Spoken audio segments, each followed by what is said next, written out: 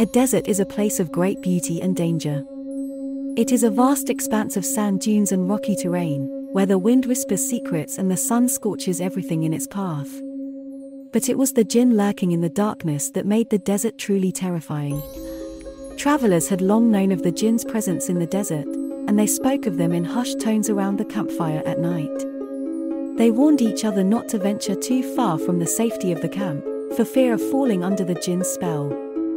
The djinn are said to be shape-shifting creatures, capable of taking on any form they desired. They could appear as a shimmering oasis, beckoning the weary traveler to their doom, or as a mirage of a loved one, luring them away from safety. But it was their voices that were the most chilling. They could mimic the sounds of the wind, the sand, and the animals of the desert, making it impossible to know what was real and what was not. And when they spoke, it was in a language that no human could understand. One group of travelers, a family of 4, had ventured deep into the desert, their caravan of camels loaded with supplies for a nearby village.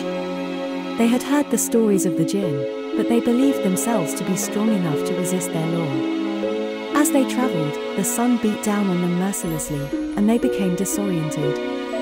The sand shifted beneath their feet, and they found themselves wandering in circles. And then, in the darkness of the night, they heard it. A soft, haunting melody that seemed to come from all around them. At first, they thought it was the wind, but then they realized that it was something else entirely. The song was beautiful and hypnotic, and it seemed to be drawing them closer and closer to the source.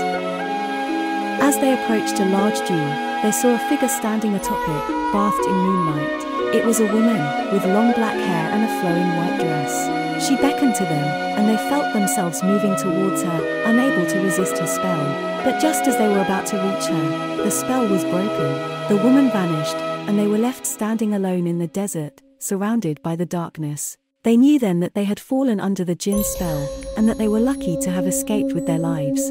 From that day on, they never ventured too far from the safety of the camp, and they warned others of the dangers that lurked in the darkness.